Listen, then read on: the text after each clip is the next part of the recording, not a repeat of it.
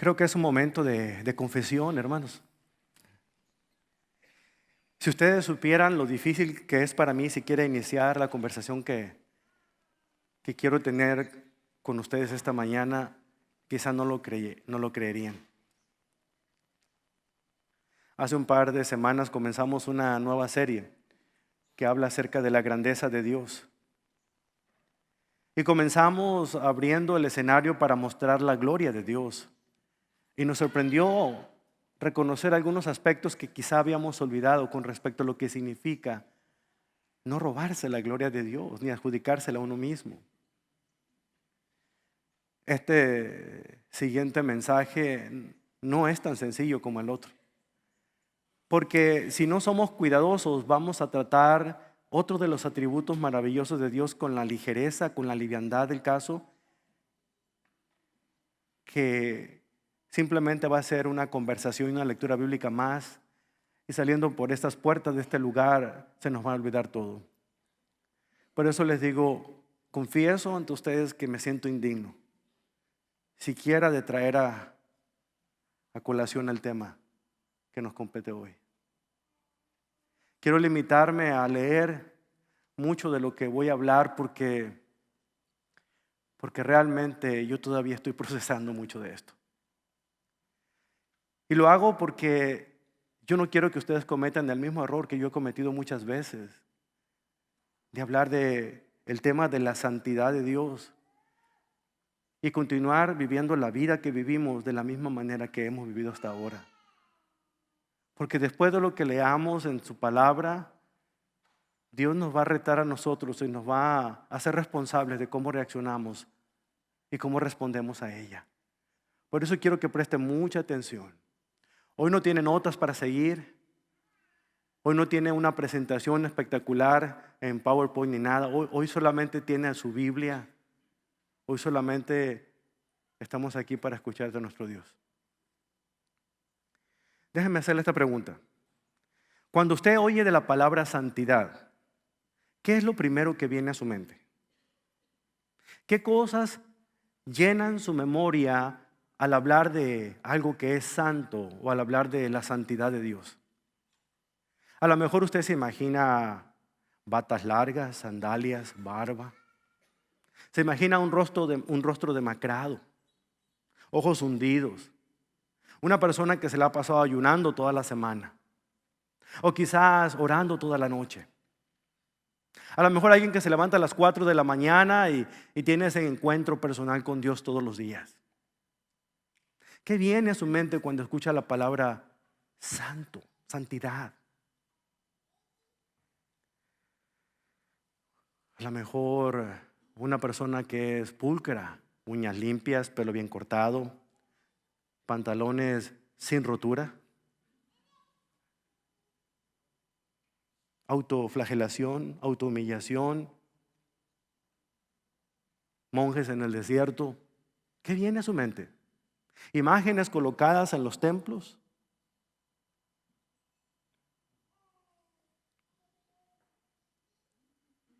¿Sabe que esto último es lo que mucha gente piensa cuando hablamos de la santidad, de ser santo? Piensan que solamente ciertas personas son las que pueden obtener ese título. Seguramente no el resto de la gente. A lo mejor los místicos, los monjes, a lo mejor los mártires, a lo mejor los misioneros que han ido hasta el otro lado del mundo para entregar su vida y dedicarla al Señor para siempre.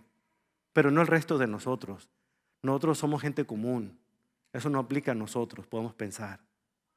Pero nada puede estar más alejado de la realidad y le voy a explicar por qué. Porque la santidad, hermano, no tiene nada que ver con la apariencia externa. La santidad tiene que ver todo, absolutamente todo, con el interior de nosotros.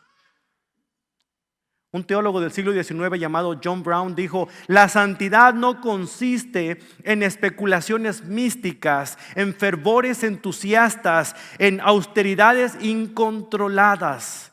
Consiste en pensar como Dios piensa y en querer lo que Dios quiere. Eso es la santidad. Le pregunto a usted, ¿vive una vida de santidad? ¿Se considera usted una persona santa? Déjame explicarle un poquito con respecto a lo que teológicamente conocemos como santidad y luego entro a detalle para explicar la palabra. Pero en el momento en que usted y yo depositamos nuestra confianza en el Señor Jesucristo, en ese instante el Espíritu Santo nos bautiza. Es decir, si antes éramos enemigos de Dios, en ese preciso momento nos convertimos en familia de Dios. Y ahí somos declarados posicionalmente santos. Ahora, la situación no queda en ese lugar. Tenemos toda una vida hasta que Cristo venga para poder que esa santidad progrese, avance. Y cada día seamos más lo que Dios quiere que seamos y menos lo que hemos sido toda la vida nosotros. Hasta que un día la santidad sea completa, total, en un estado glorificado, cuando estemos en la presencia misma de Dios. Entonces, aunque usted no lo crea, usted es un santo. Santo Señor. Sin embargo, eso no quita que nosotros estemos siempre siendo tentados a caer en pecado. Al contrario, es cuando más frágiles nos volvemos ante los embates de la tentación, porque la tentación, en lugar de aminorar el paso, lo aumenta, lo duplica, lo triplica. Porque sabe el enemigo perfectamente que cuando nos queremos hacer los fuertes es cuando más embate con toda su fuerza para hacernos caer y hacernos sentir que somos indignos. Y de esta manera somos indignos pecadores. Pero ¿sabe qué?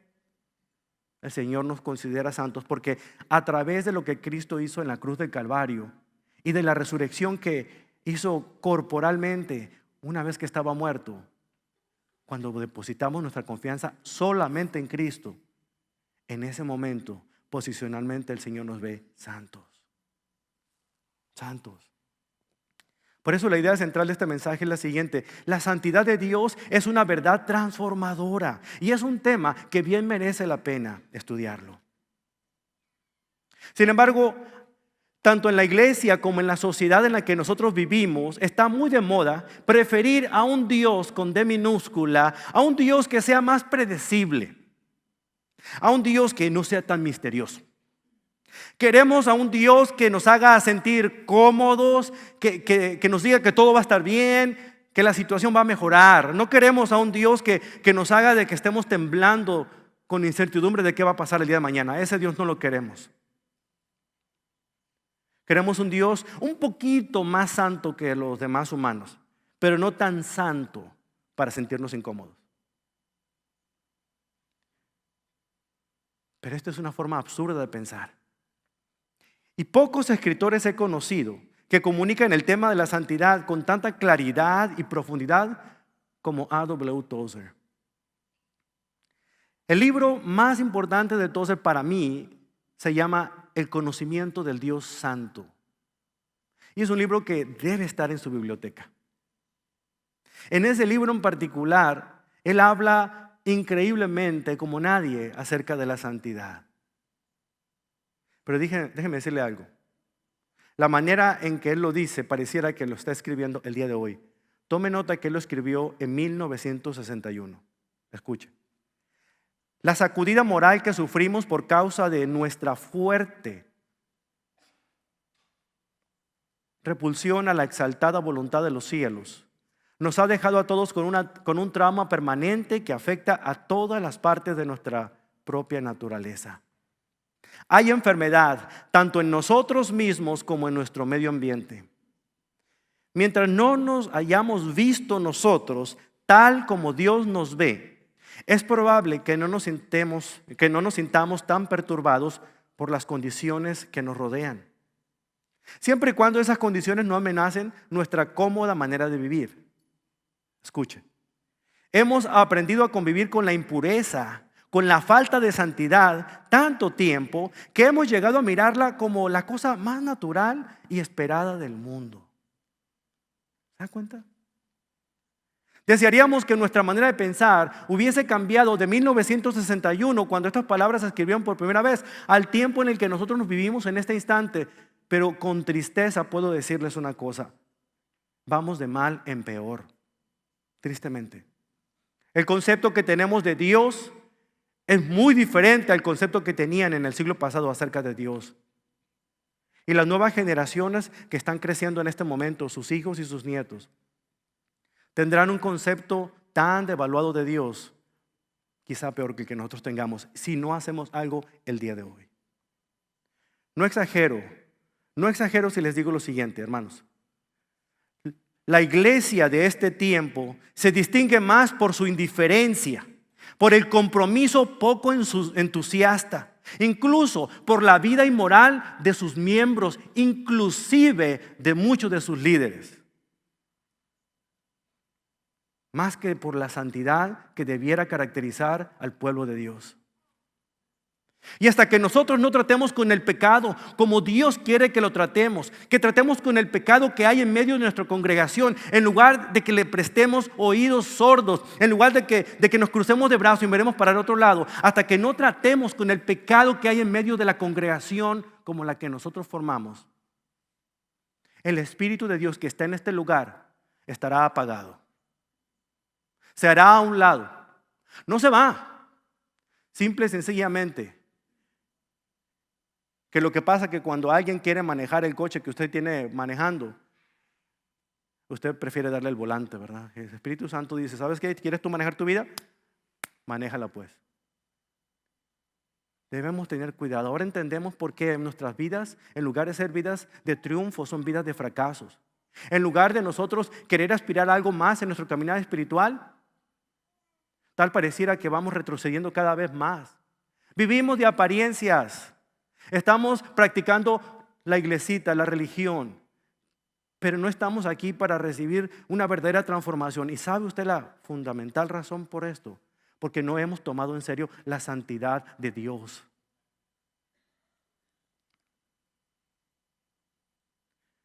Hermanos, lo que una iglesia necesita no es una adoración vibrante, aún tan importante que eso sea. Lo que una iglesia necesita es tener conciencia de lo que es la santidad de Dios.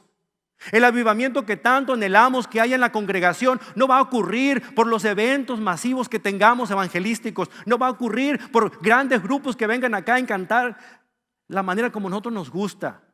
Por la elocuencia de un predicador. El avivamiento que nosotros necesitamos es cuando la palabra de Dios se vuelve viva en nuestras mentes, en nuestros corazones y comenzamos a obedecerla. Eso produce en nosotros una expectación muy grande acerca de la santidad de Dios. Entonces comenzaremos a ver las cosas de otra manera. Entonces las discordias entre hermanos van a cesar. ¿Por qué? Porque no podemos nosotros andar con cosas insignificantes, sabiendo que realmente nosotros tenemos tanto que entender cuando estamos ante la presencia de un Dios tan santo, tan puro, tan grande. Esa es la razón por la que Dios pareciera estar distante para muchos creyentes. Debido al pecado no confesado, debido a la liviandad con que tratamos a Dios, debido a la forma como muchas veces nos dirigimos a Él al adorar. ¿Se ha visto usted adorando a Dios? Yo a veces quisiera preguntarle a los muchachos del grupo de alabanza qué es lo que ven en la congregación cuando están cantando. Lo vemos a algunos de ellos entregados al Señor adorando, pero mientras acá fulano está y el otro por ahí bien acomodado, ¿no? Tratando de mandar el último tweet.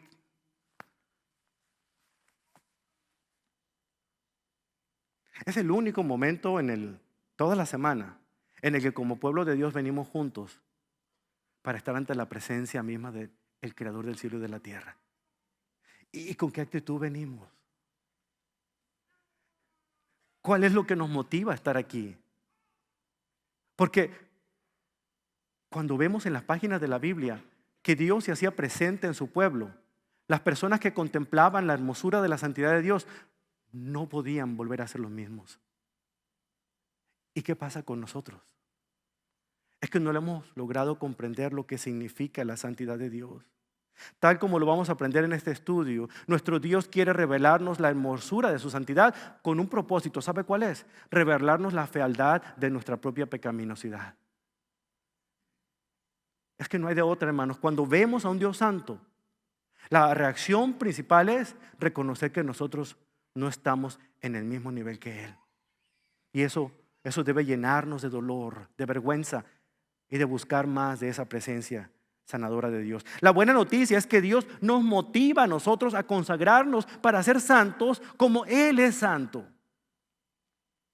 Pero con todo esto que estoy diciendo, ¿qué quiere decir la santidad? Quizá tengamos que experimentar algo tan radicalmente sorprendente en nuestra vida como lo experimentó el personaje del cual vamos a estudiar en esta mañana. Algo tan radical que ocurrió a un profeta de Dios llamado Isaías, cuando estuvo ante la presencia misma y contempló no solamente la gloria de Dios, pero pudo detectar perfectamente y percibir y experimentar la santidad de Dios. Vaya conmigo a Isaías capítulo 6 para que se dé cuenta de esta experiencia. Y mientras buscan sus Biblias, Isaías capítulo 6, déjeme explicarle un poquito lo que significa la palabra santo o la palabra santidad para estar en la misma página. El concepto de santidad en la Biblia es un término que se emplea en el Antiguo Testamento con una palabra que se dice así, kadosh. Y en griego la misma palabra se lee hagiazo. Kadosh, hagiazo. Usted ya aprendió dos palabras de un idioma distinto al que habla todos los días. Las dos palabras, tanto en hebreo como en griego, denotan el mismo concepto: separación, separar, apartar, consagrar. Cuando las escrituras dicen que algo o alguien es santo, quiere decir que ese algo o ese alguien está separado, es decir, dedicado o consagrado. Por ejemplo, miren, este lugar donde ustedes y yo estamos adorando a Dios en este momento es conocido como el salón multiusos de esta iglesia. Pero el domingo en la mañana se separa y se convierte en el lugar de adoración de la iglesia Stonebriar en español. Por eso es que llamamos a este lugar santuario, porque está separado de jugar básquetbol durante la semana, tener fiestas en las noches durante la semana o muchas cosas. En este momento, para nosotros este lugar no es un salón multiusos, es un santuario, porque está apartado para adorar a Dios. De igual manera pasa con otras cosas, instrumentos. Cuando ustedes veían, por ejemplo, en el Antiguo Testamento, cuando han leído acerca de sacrificios, se podrán dar cuenta de que el sacerdote tenía ciertos utensilios que utilizaba únicamente con ese propósito. Estaban santificados. Y no significa, si usted, al igual que yo, crecimos en una tradición católico-romana, de que alguien le hizo la señal de la cruz y con eso ya lo hacían santo. No necesariamente. Cuando un objeto era santificado no es porque le hicieran la señal de la cruz a algo. ¿Sabe qué pasaba? Se sacaba del uso común que tenía ese instrumento y se dedicaba a una sola cosa. Me imagino al sacerdote, al sumo sacerdote, yendo a la cocina de la casa ahí con su esposa. Entonces vio uno de los cuchillos, lo sacó y le dijo: mujer, cómprate otro porque este lo voy a utilizar en el templo. Entonces ya con ese ya no podían partir verduras ni nada más. Únicamente se iba a utilizar para poder degollar a esos borreguitos o a esos corderitos. ¿Se dan cuenta? Esa es la manera como se santificaba algo. Se apartaba del uso común, del uso ordinario, para poder destinarlo en un uso especial. Entonces, cuando eso tiene que ver con el llamado que Dios nos hace a nosotros de ser santos, significa que nosotros tenemos que apartarnos, separarnos de todo aquello que éramos antes y que no era lo que Dios de alguna otra manera acepta en sus normas de santidad. Si éramos personas que nos gustaba ver pornografía, si éramos personas que hablábamos mal de la gente, si éramos personas que de alguna otra manera nos encantaba decir chismes o mentiras, si éramos personas que nos la llevábamos en los bares para emborracharnos, si éramos personas que hacíamos cosas que sabemos que a Dios no le agradan, cuando somos llamados a ser santos, es separarnos de todo aquello que es secular e inmundo para dedicarnos y consagrarnos a Dios. Ese es el llamado que Dios hace a la iglesia. Ese es el llamado que Dios hace a los cristianos. Por eso la iglesia de Cristo debe ser distinta. No porque sea una denominación importante o diferente, sino simple y sencillamente porque ya no es más lo que antes era. Porque han sido separada, apartada, consagrada para un servicio muy importante a Dios. En lo que respecta al comportamiento, significa ser moralmente intachables. Es estar de una u otra manera apartados del pecado y por consiguiente consagrados a Dios. ¿Y sabe qué? Dios mismo dice que Él es santo. ¿Qué significa eso? Que no hay otro Dios como Él. No hay nadie que se le compare a Él. Yo no sé cuántos de ustedes conocen a un animalito, al armiño. El armiño es un animalito muy hermoso, habita en los bosques del norte de Europa y de Asia, pero no se deje engañar. Ese animalito es carnívoro y de verdad que es peor que los mapaches. Pero es hermoso porque aunque durante el verano tiene ¿cómo le llamamos? Su piel, ay Señor, se me escapa la palabra. Estoy pensando en inglés. El pelaje, ¿cómo se dice en México? El cuero, como usted quiera. El abrigo de mink que trae, pues.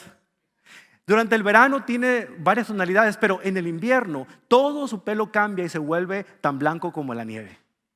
Y es bien interesante lo que pasa con este animalito porque cuando quieren cazarlo, si se da cuenta, este es el tipo de animalito que utilizan para poner en las ropajes reales, ¿verdad? Por lo hermoso, por la pureza del color blanco, se utiliza en los ropajes reales. La realeza lo utiliza mucho en todos los tiempos.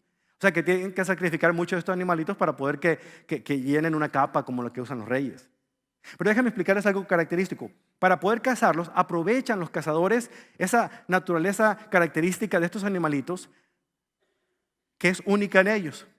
Cuando ellos están en invierno con ese ropaje tan blanco, no pueden contaminarse con nada. No les gusta la mugre.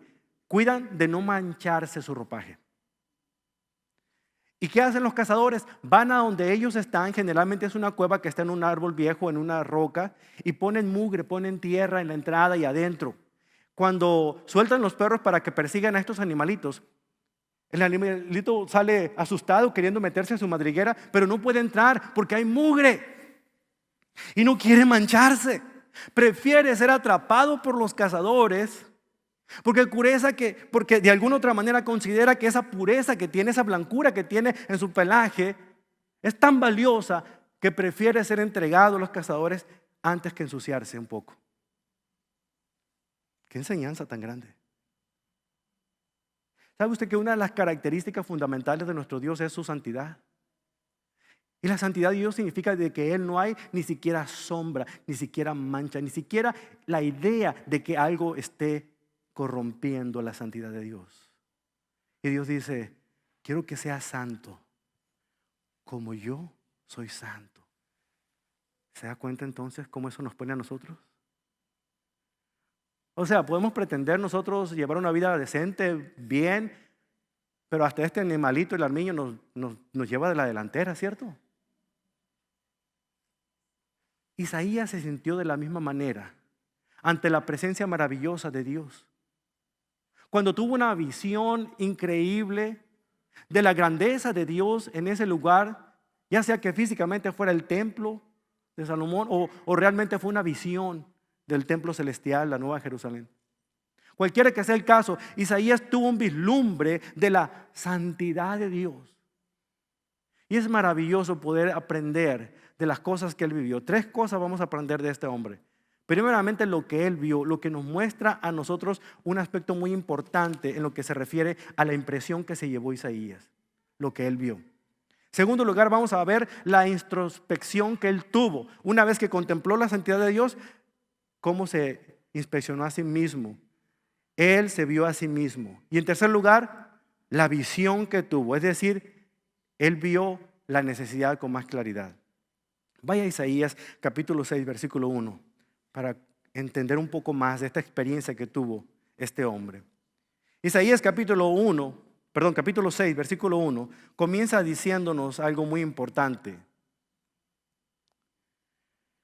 El año en que murió el rey Uzías. ¿Se acuerda de este rey? ¿Se acuerda quién era Uzías? Aquel rey que cuando era un adolescente de 16 años subió al trono porque su padre había muerto. Algo estaba pasando en aquel tiempo, porque miren, había reyes que duraban muy poco tiempo en el trono. Algunos duraban pocos años, otros duraban pocos meses. La gente no le caía bien a un rey y buscaba la manera de deshacerse de ellos. Estaba muy de moda todo eso allá. No se usaban los secuestros express y todo eso, ¿verdad? Pero buscaban la manera de envenenarlos o matarlos en campo de batalla, o qué sé yo. Pero se deshacían de los reyes que no querían. Ay, si eso hiciéramos ahora. Bueno, esta es otra historia. El punto al que quiero llegar es que aún con todo, los reyes podían subir al trono a una corta edad. Pero aún así, muchos de ellos morían siendo jóvenes. No fue el caso de Usías, porque Usías duró 52 años en el trono, 52 años en el poder. ¿Se imagina usted? Y al principio este rey hizo grandes cosas porque el temor del Señor estaba en su corazón. Él hacía las cosas de acuerdo a la voluntad de Dios y Dios lo prosperaba. Era un rey que alcanzó fama, poder, prestigio por todos lados, pero algo pasó en su vida que comenzó a creerse los correos electrónicos que recibían de la gente que lo adulaba y decían: eres grande, rey, eres maravilloso, nadie como tú. Y es verdad, después del rey Salomón no había habido otro rey en Judá más impresionante, más importante como el rey Usías. Todo estaba muy bien hasta el momento mismo en el cual él comenzó a creerse la fama, entonces comenzó a desplomarse. Y ustedes recordarán el incidente. Él quiso usurpar un lugar que no le correspondía.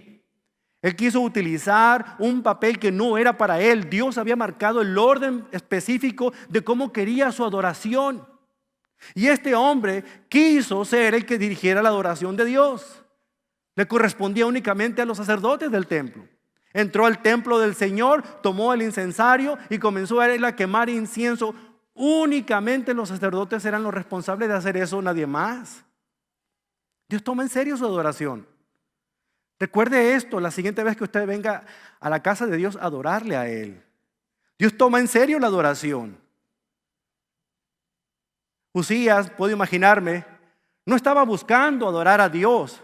Estaba buscando que lo vieran, dizque adorar a Dios, que es muy distinto. ¿Cuántos vemos en las congregaciones que están en la misma posición que Usías? Vienen y ni siquiera saben qué canto están cantando y de repente levantan las manos y se ponen en un trance ahí. Espérate, al menos memorízate el canto, caramba. Pero les gusta ser vistos levantando las manos. O a los otros les gusta ser vistos con las manos cruzadas. O sea que al final de cuentas es la misma cosa. No, a veces es impresionante la manera como hacemos las cosas para que otros ojos nos vean. Pero se nos olvida que el ojo que todo lo ve, que es el de Dios, traspasa todos nuestros corazones y reconoce las intenciones del corazón. Seamos cuidadosos cuando nosotros nos dirigimos a la casa de Dios a adorar su santidad, a contemplar la hermosura de la santidad. Seamos cuidadosos, hermanos, porque ese ojo que todo lo ve, de Dios, está mirando nuestros corazones y sabe si lo que hacemos es para impresionarle a Él o para impresionar a los demás. Usías quería robarse la gloria que correspondía al Señor y el Señor no compartía su gloria con nadie. Le disciplinó con una lepra que tuvo hasta el día de su muerte. Y aquí vemos en este libro de Isaías, en el capítulo 6, que Isaías comienza específicamente diciéndonos el día en que él murió. Fue el año 740 antes de Cristo. Y así empieza Isaías el capítulo 6 diciendo: en el año en que murió el rey Usías. Entienda un poquito la situación de Isaías. Isaías no era una persona común y corriente, un profeta que habían encontrado ahí en la esquina y que de repente el Señor le habló y le dijo: habla por mí. No, Isaías era parte de la realeza. Algunos eruditos bíblicos mencionan de que él era quizá primo hermano del propio rey Usías. Razón por la cual él se sentía cabizbajo, apesumbrado por la muerte de un familiar. Pero no solamente eso, a pesar de todo lo que sucedió con Usías, había mucha gente que recordaba los primeros años de Usías. Y había duelo, había luto. Muy diferente al luto que tuvieron por Moisés. Con Usías no hubo honra. Simple y sencillamente lo enterraron en un lugar aparte porque tenía lepra. Pero había gente que recordaba las cosas de él. Isaías era uno de ellos. Y por eso, con pesar en su corazón, él comienza a narrar esta historia de decir: en el año en que murió el rey Usías, en el año en que murió aquel a quien yo veía como el líder más alto que había en nuestra nación, en el año en el que murieron mis esperanzas de que hubiera cambio en Israel, en el año en el que había incertidumbre de saber qué va a pasar, en los momentos en los cuales nosotros estamos en ese tipo de situación, Es cuando Dios mejor aprovecha para levantar nuestra mirada y decir: no veas alrededor, mira hacia arriba y veme hacia mí. Veme a mí. En el año en que murió el rey Uzías, vi yo al Señor. ¿Puede captar la esencia? La tristeza de Isaías por lo que estaba pasando, por la situación crítica del país, por la situación moral que vivía el país, por la situación política del país, por la situación económica del país, que nos distraen a los cristianos y que nos hace decir: Señor, ¿hasta cuándo vas a ejercer justicia? Y el Señor dice: hey, mírame aquí. Aquí estoy, sentado en mi trono. Todavía sigo siendo el soberano, Señor, a pesar de lo que tú estás viviendo. Cuando murió el rey Uzías, vi yo al Señor sentado en un trono majestuoso, y el borde de su manto llenaba el templo. En pocas palabras, la santidad de Dios estaba por todos lados. No había un lugar donde la gloria del Señor no llenara un rinconcito de ese lugar. Lo asistían poderosos serafines, cada uno tenía 6 alas. Con 2 alas se cubrían el rostro, con 2 se cubrían los pies, con 2 volaban. Se decían unos a otros: santo, santo, santo es el Señor de los ejércitos celestiales. Toda la tierra está llena de su gloria. Sus voces sacudían el templo, que hasta los cimientos y todo el edificio estaba lleno de humo. Si usted cambia humo por santidad, se va a dar cuenta. Porque en cierta manera el incienso quemado es un símbolo de santidad. ¿Te das cuenta? La presencia misma de Dios delante de los ojos de Isaías, él que estaba triste, cabizbajo por lo que estaba pasando. No solamente se sorprendió ver la hermosura de la santidad de Dios, pero escuchó cómo se le adoraba. Escuchó cómo se le veneraba, cómo se le respetaba. Aquí es el único lugar donde vemos a este tipo de ángeles, estos seres alados, serafines, aquellos que son temerosos. Dice que tenían 6 pares de alas. 2 de esas alas cubrían su rostro, dándonos a entender que ellos no se sentían ni siquiera dignos de poder mirar la gloria de Dios. Y no andaban como nosotros cuando estábamos chiquitos, que nos decía nuestro papá, nuestra mamá: tápate los ojos, y lo decíamos así. No, ellos no lo veían así. Estaban con el rostro cubierto, porque no se sentían dignos ni siquiera de contemplar, de ver de frente la hermosura de la santidad de Dios. Reconocían que aún ellos, siendo todavía más perfectos que los seres humanos, aún así no consideraban ser tan santos como el Santísimo. Con otro par de sus alas cubrían sus pies. Y de alguna otra manera esto nos muestra la posición tan humillada que ellos tenían delante de la presencia del Señor. Es decir, que se paraban de alguna otra manera con la reverencia del caso. Solo porque tenían un par de alas extras con las cuales volaban para poder servir al Señor en lo que a Él se le ocurriera o deseara, no los vemos a ellos arrodillados. Pero usted puede entender la actitud de humillación, de verlos postrados delante de la presencia misma de Dios, de poder decir: Señor, solo tú eres santo y aquí estoy para servirte, Señor. Eso es lo que estaba viendo Isaías. Eso es lo que no podía entender. Él era un profeta, él hablaba por Dios, él tenía algún tiempo, pero en ese momento estaba conociendo a un Dios distinto al cual había conocido anteriormente. Entonces cuando contempló, cuando él vio, cuando de alguna u otra manera tuvo la mejor de las impresiones, él vio al Señor y vio al Señor en toda su santidad. ¿Cómo reaccionó Isaías?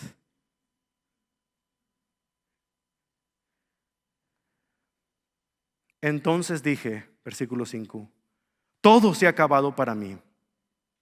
Estoy condenado porque soy pecador. Tengo labios impuros y vivo en medio de un pueblo de labios impuros. Sin embargo, he visto al Rey, el Señor de los ejércitos celestiales. Paremos ahí por un momento para reflexionar en esto. La impresión causó en Isaías algo fuera de serie. Él estaba contemplando a un Dios santo, La resonancia del himno antifonal que cantaban esos querubines. Porque aunque nosotros no podamos escucharlo cuando leemos ahí, Dios estaba permitiendo que él en esa visión pudiera escuchar las miles de voces entonando a una sola voz de manera antifonal, cantando santo, santo, santo. Y otro grupo de ángeles respondiendo: toda la tierra está llena de su gloria. Y los demás decían: santo, santo, santo. Y las miles de voces por acá decían: toda la tierra. Eso era demasiado para él, porque nunca había contemplado tanta profundidad de adoración a Dios. Algo ocurre cuando la adoración del pueblo de Dios es genuino y sincero. A veces no tenemos que decir nada más. La gente llega, la gente que no tiene a Cristo, y cae de rodillas porque realmente no puede soportar la sinceridad de un corazón contrito y humillado que Dios no desprecia. Pero es muy diferente cuando van a lugares donde parece solamente un mero espectáculo y la gente va para que la alimenten, para que la entretengan, para que la alienten. No así con Isaías. Él pudo contemplar. La adoración no fue una distracción para Isaías, como muchas veces puede ser para nosotros en el templo. Ni siquiera la predicación fue una distracción para Isaías, como muchas veces puede ser para nosotros en la iglesia. Todo enmarcó para centrarse en la única persona que merecía toda la honra y atención, y ese era nuestro Dios. ¿Se da cuenta? Él no menciona lo bonito que cantaban los ángeles, él menciona la hermosura tan grande de Dios. Cuando nosotros aquí con el grupo de alabanza distraemos la atención para que nos digan: qué bonito cantaron, muchachos. Cuando el pastor de alguna otra manera hace una predicación y la gente dice: pastor, qué bonito predicó. Pero nadie es capaz de decir: qué hermoso y grande es nuestro Dios. Hemos fallado.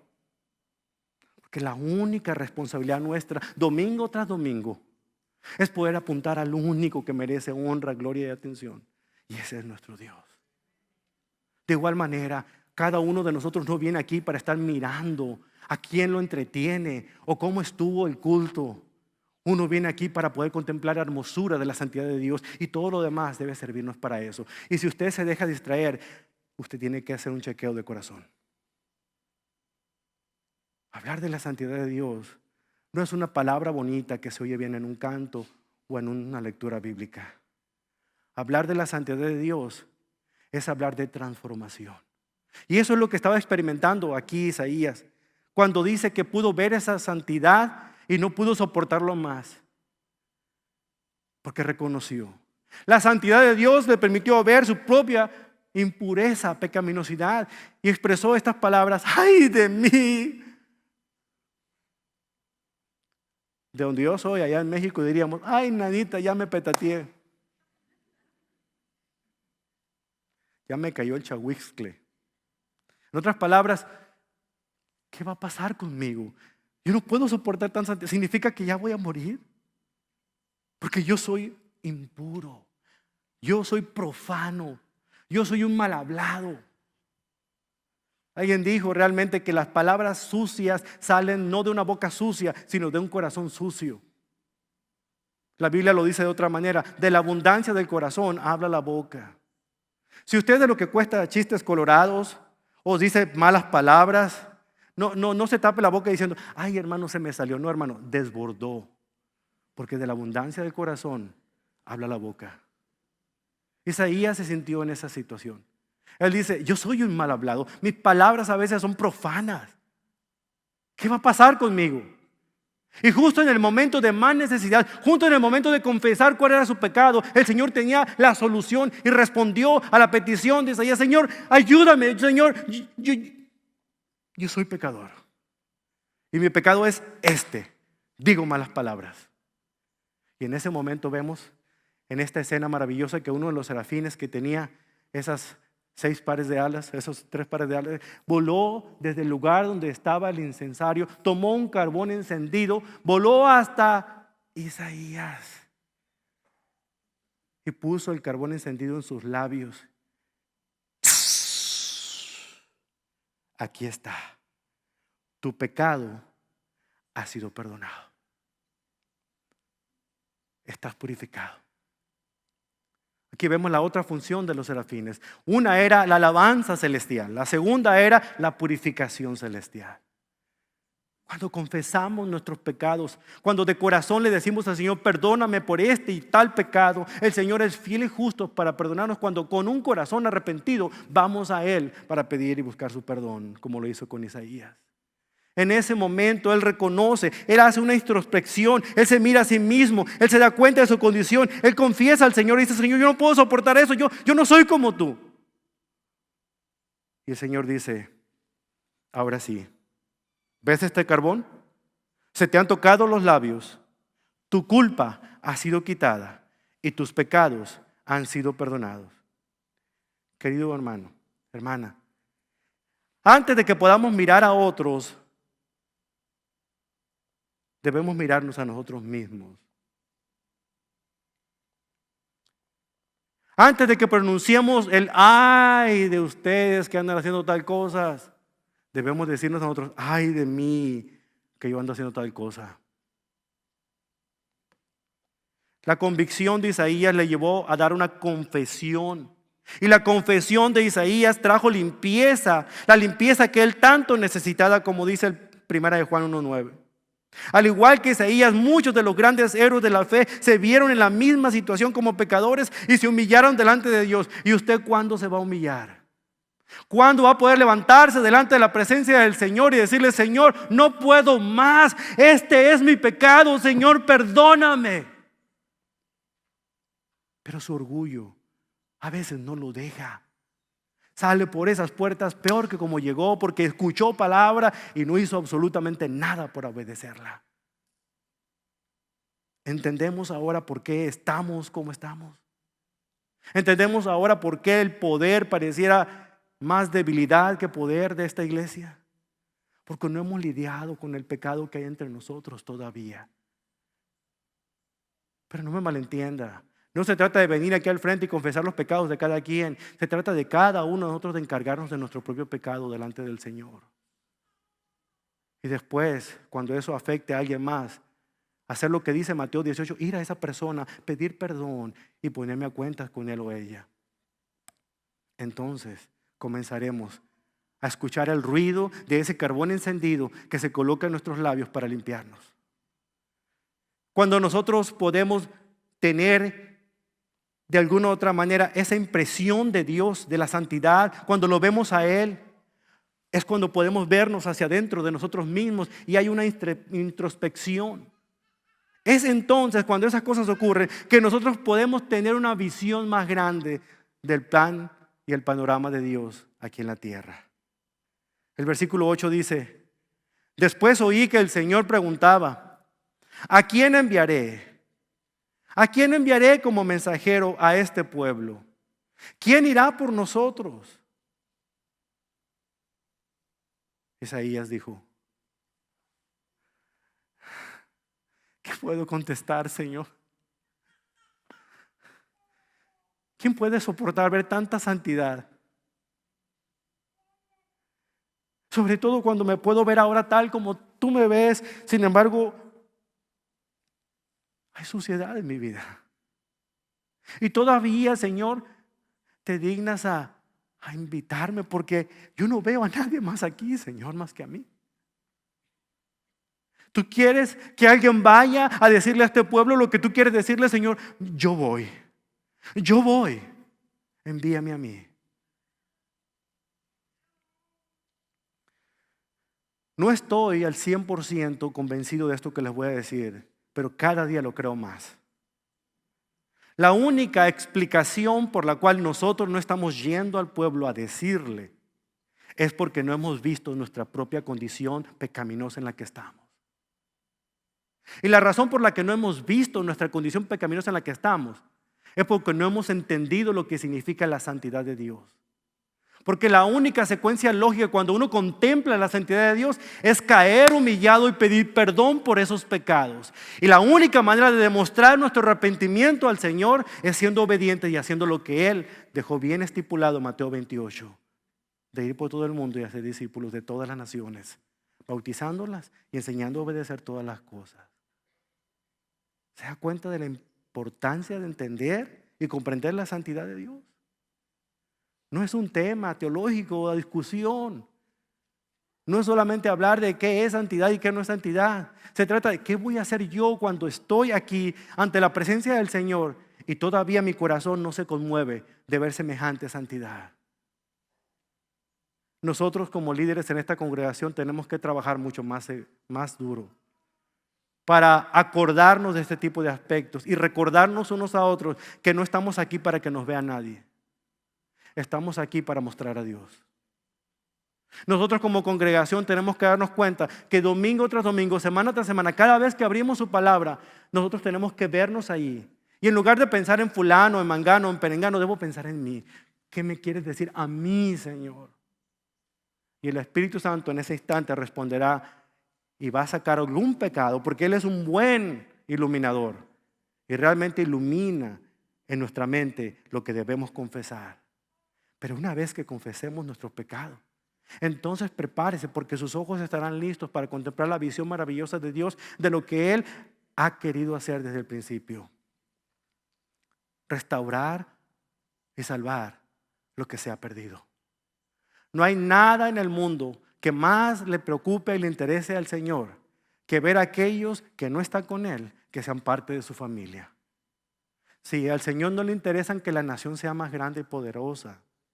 Al Señor no le interesa que yo termine y saque títulos universitarios. Al Señor le interesa que yo sea lo humilde para humillarme, lo más humilde para reconocer que ante su santidad la única respuesta que yo puedo decirle es: Señor, perdóname. Y aquí estoy yo, envíame a mí. ¿Cómo vamos a responder al Señor ante una invitación tan poderosa como Él nos hace? La nación de Judá necesitaba al Señor. El Señor buscaba un siervo que pudiera ministrar al pueblo. Isaías se ofrecía como voluntario para ser ese siervo. Pero ¿sabe qué hizo? No discutió: Señor, ¿y por cuántas semanas me quieres ahí? ¿Va a haber dónde vivir? ¿O tengo que levantar sustento para poder ir? ¿O cómo es esa cosa? No se puso a negociar nada. Él simplemente le dijo: Señor, ¿tú quieres que alguien vaya? Aquí estoy. No, Señor, no puedo, porque mira, yo los lunes tengo que hacer esto, yo los martes tengo que hacer. No puedo, yo no puedo. No, si yo estoy bien ocupado, que vaya el pastor, para eso le pagan. El llamado aquí no solamente es para el pastor, el llamado es para mí, para cada uno de nosotros, para su iglesia, para su pueblo. Moisés respondió titubeando, Jeremías respondió llorando, pero Isaías respondió obedeciendo. ¿Cómo responderá usted al llamado de Dios en este día? Nunca, por favor, subestime lo que Dios puede hacer cuando un obrero dispuesto le dice al Señor: aquí estoy, envíame a mí. Y no hay necesidad más grande en una congregación como esta que obreros dispuestos y preparados para ir a donde el Señor los quiera mandar. ¿Está usted dispuesto a ser uno de esos valientes, guerreros, voluntarios para servir al Señor? ¿O simple y sencillamente esperará que la piedra le caiga al de al lado? 3 recordatorios finales. 1, ante estas cosas que nosotros vivimos en nuestros días, en nuestra manera de pensar el día de hoy, hermanos, pensemos en estas cosas. Redescubramos una verdad oculta. Cuidemos nuestra mente. Contraataquemos la depravación de esos pensamientos que llegan a nuestra mente y pongamos pensamientos positivos. Pero no me malentiendan, no estoy hablando aquí de positivismo. Quitémonos la manera de pensar siempre negativa de los demás y aprendamos a darles el beneficio de la duda. Si alguien me manda un mensaje de texto, me manda un correo electrónico, me habla por teléfono y me deja un mensaje, ¿quién sabe cómo le está pasando? A veces yo me tomo la predisposición y me molesto sin antes haber aclarado las cosas. En las congregaciones tenemos tanta división y tantos problemas entre los hermanos por pleitos que no se han resuelto, porque ninguno se ha dignado y ha tenido la valentía de acercarse a la otra persona y decir: oye, estoy notando esto en ti. ¿Hay algún problema que yo necesite darme cuenta porque me está sacando la vuelta? ¿Qué hacemos nosotros? Fulano me saca la vuelta, yo le saco 2 vueltas. Aplicamos la ley del talión. Dios nos libre que Él aplique la ley del talión con nosotros, hermanos. Por eso debemos nosotros cambiar nuestra manera de pensar y pensar siempre en darle el beneficio de la duda. ¿Hay alguna razón por la que fulano no me ha respondido la llamada? ¿Hay alguna razón por la que el pastor no me ha contestado el texto? ¿Hay alguna razón por la que fulano de tal está actuando de esta manera? ¿Qué le pasa? ¿Qué le sucede? Jamás voy a pensar diferente de una persona que vaya conmigo al lado en un avión hasta que leí esta historia de esta mujer que llevaba un niño sentada ahí en sus brazos, pequeñito, inquieto, pataleando para todos lados. Y empujaba el asiento de enfrente y adelante había un hombre de negocios tratando de terminar su presentación y el niño empujaba y la mujer parecía que nomás miraba por la ventanilla. El hombre volteaba a ver y se daba cuenta que la mujer no hacía nada, nomás miraba por la ventanilla. Y el niño acá moviéndose para todos lados y pataleando para acá y para allá, hasta que no aguantó más. Y el hombre se levanta y dice: señora, por favor, controle a su hijo. Ay, disculpe, señor. Y agarró a su niño y le dice: tranquilo, hijo. Entonces las palabras de esta mujer al hombre lo dejaron a él que se sintiera pequeñito, porque le dijo: disculpe, señor, mi esposo acaba de morir. En este avión traemos su ataúd y no me puedo imaginar cómo va a ser mi vida sin él a partir de este instante. Es por eso que estaba distraída. Uno nunca sabe lo que la persona que reaccionó de esta manera en la tienda a la que fuimos o en el restaurante con esa mesera está pasando. ¿Y qué hacemos nosotros? Exigimos nuestros derechos, ¿verdad? Y eso que somos cristianos. No, cambiemos nuestra manera de pensar. Pensemos y demos el beneficio de la duda a los demás. Número 2, hermano. De nuestras bocas debemos librar toda palabra inmunda. Y no solamente las palabras inmundas, también debemos librar cualquier mentira que digamos. Debemos asegurarnos de que contemos las cosas como son. No le alteremos, no le disminuyamos, digamos las cosas como son. La Biblia menciona un pasaje importante, dice que su sí sea sí y que su no sea no. Cuando usted tiene que pedirle que le juren por las cenizas de su tía, porque fumaba mucho, eso ya es otra cosa. Pero no, mi hermano, nosotros tenemos que ser personas con palabras íntegras. Cuando contemos una historia, contemos la historia, punto. A veces la queremos adornar y yo soy muy bueno para eso. A veces le queremos ponerla de una manera como si yo soy el héroe de la película. No, digámosle, fue fulano de tal, no yo. No, digamos las cosas como son. Si usted es líder de un grupo, una célula en casa y van 6 personas, no me diga que van 16, por favor. O sea, digamos las cosas como son. Seamos personas de integridad, que hablemos verdad, que se nos distinga no por una persona que sea exagerada o mentirosa o chismosa, que se nos distinga por ser una persona íntegra, por lo que dice, promete. Si digo que llego a las 11:45, a las 11:45, o si puedo a las 5 para las 11:45, ahí estoy. No. ¿Qué piensan de los hispanos? El latino, él es hispano. A mi esposa no le tomó mucho tiempo conocer cómo es la cultura hispana. Imagínense la presión que yo siento en la casa. Pero siempre es un buen día para hacer lo que es correcto. En tercer y último lugar, hermano, que nuestra moralidad no se diluya y hagamos transigencias, simple y sencillamente porque no queremos quedar mal. Porque muchas veces comprometemos nuestra moralidad. Simplemente porque no se piense mal de nosotros, transigimos, hacemos cosas que no debiéramos hacer, comprometemos la moralidad, simple y sencillamente porque no queremos quedar mal. Es mejor quedar mal, reconocer el error que uno ha cometido, a que lo tilden a uno y descubran que uno engañó a la persona. Eso es lo que debe distinguirnos a nosotros como hijos o hijas de Dios, no como latinos, no como norteamericanos, no como ninguna raza. Como hijos del Dios Altísimo, que es íntegro en todo sentido, que no hay mancha ni ninguna cosa inmoral en él. En eso conocerán, dice Jesús, que de verdad son mis discípulos cuando aprendan a amarse unos a otros. Y cuando hay amor, no hay mentira, no hay chismes, no hay gravedades. Vuelvo al punto principal, hermanos. Cuando pensamos en la santidad de Dios, ahora que ha escuchado este mensaje, ¿qué viene a su mente? Las mismas palabras que hace un rato. Si son distintas, entonces comience a utilizarlas y comience a expresarle al Señor el gran amor que les tiene. Vamos a orar en este momento. Y voy a hacer lo que no acostumbro a hacer mucho, pero quiero hacer una invitación muy especial para usted. Para que en este momento haga a un lado su pensamiento de que es que aquí no, a mí no me gusta pasar al frente, a mí no me gusta arrodillarme. Aquí quiero que se olvide de todo. Aquí quiero que piense como a veces en las películas, que todo se vuelve a oscuras y la única persona con la cual usted está hablando es con Dios. Quiero que tenga esa plática personal con Él. Quiero que usted y yo nos pongamos a cuentas con Él, en cómo pensamos, en cómo actuamos. De verdad que me gustaría, de alguna otra manera, a través de esta invitación, a que realmente hagamos un antes y después en nuestra vida. ¿Se anima a hacerlo? ¿Estás dispuesto a hacerlo? Porque de eso va a depender muchísimo el cambio que hay en su corazón. Cierre sus ojos un momento. Si quiere arrodillarse, hágalo. Si quiere quedar sentado, siéntese ahí, está bien. Si quiere pasar acá al frente, pase.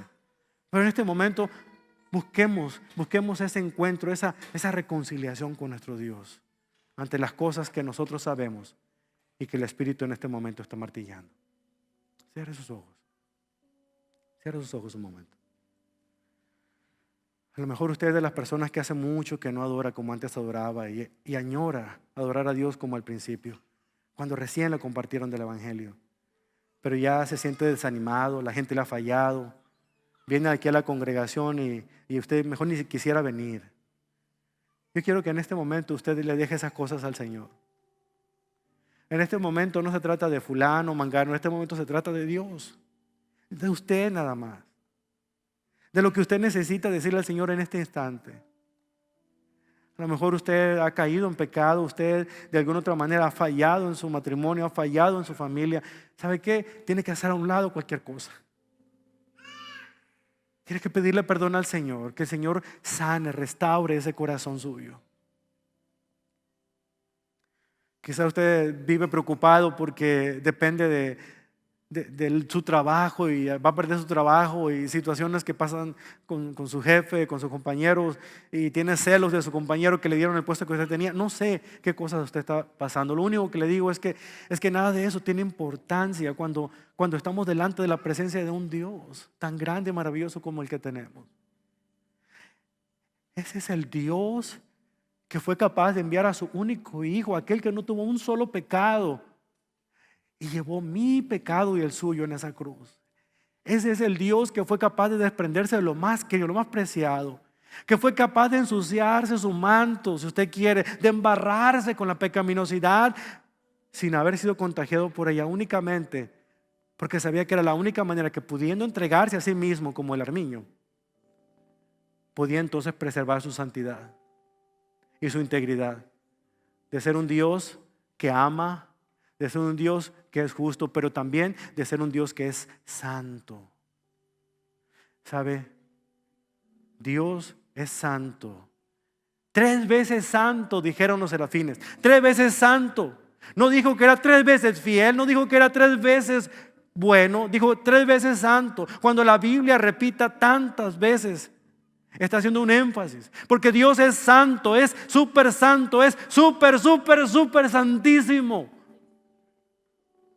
Y no puede ser que yo me compare con Él y que pretenda ser más importante que Él, cuando realmente yo soy solamente una pelusa en todo el panorama de lo que Dios es.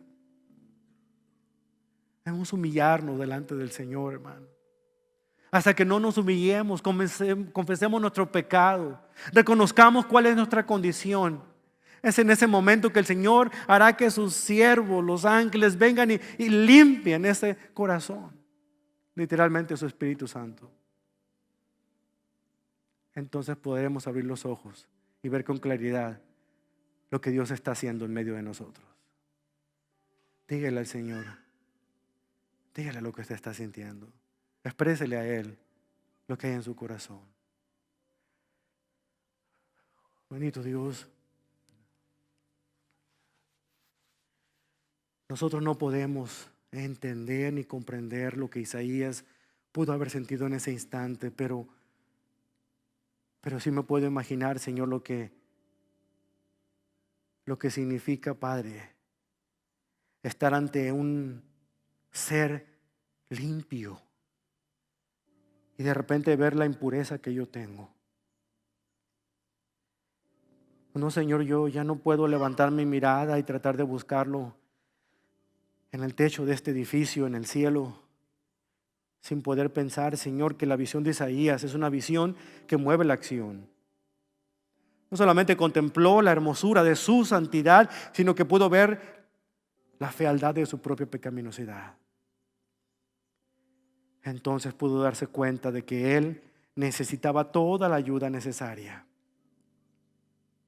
Y a eso le llamamos gracia.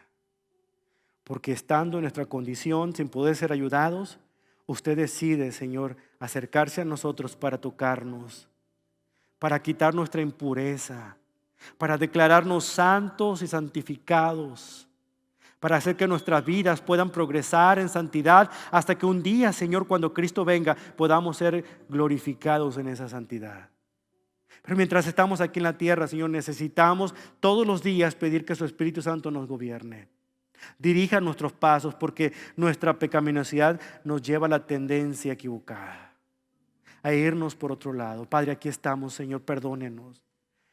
Perdóneme a mí, Señor, como pastor, como líder de esta congregación, por muchas veces, Señor, no tomar en cuenta esa santidad a la hora de estar compartiendo con mis hermanos estas verdades tan importantes que realmente son transformadoras. Perdónenos como congregación, bendito Dios, cuando realmente no nos damos cuenta de que podemos ser nosotros los obstáculos número uno para que otros se acerquen a contemplar la hermosura de su santidad. Por la manera como hablo, por la manera como me expreso, por la manera como vivo, por la manera como me da vergüenza que la gente sepa que soy creyente. Perdónanos a todos nosotros, Señor, cuando pecamos de liviandad, cuando no reconocemos que estamos ante la presencia de un Dios creador del cielo y de la tierra. Que aquel que hizo las estrellas, los planetas, los sostiene en el hueco de su mano. Que puede hacer con cualquier cosa que yo desaparezca del planeta. Pero por su gracia maravillosa me sigue teniendo aquí vivo. Porque hay un propósito que quiere que yo cumpla. Y el propósito es que otros conozcan acerca de su santidad. Por la manera como yo lo digo y por la manera como yo lo vivo. Y eso es lo que nos tiene humillados aquí delante del altar, Señor, delante de este templo, Padre, para poder nosotros de alguna manera espiritualmente contemplar esa santidad y recibir, Señor, el toque maravilloso de su gracia. Y levantarnos de este lugar, Señor, no como llegamos esta mañana, sino transformados y renovados con una visión distinta, la visión suya, Padre. De poder decirle, como dijo Isaías, Señor, aquí estoy, yo voy, Señor. No sé cómo voy a hablar, no sé qué voy a decir, pero yo voy, Señor. Voy confiado, Señor, que usted, que todo lo sabe, usted pondrá las palabras adecuadas y los medios adecuados, pero yo voy, Señor. Solamente esa es la respuesta que podemos decirle a aquel a quien hemos clamado ser nuestro Dios y nuestro Señor. Dios como nuestro Señor no necesita un pero o un después. Dios como nuestro Señor, la única respuesta que puede escuchar es: aquí estoy. Y bendito Dios, aquí estamos. En el poderoso nombre de su Hijo Jesucristo.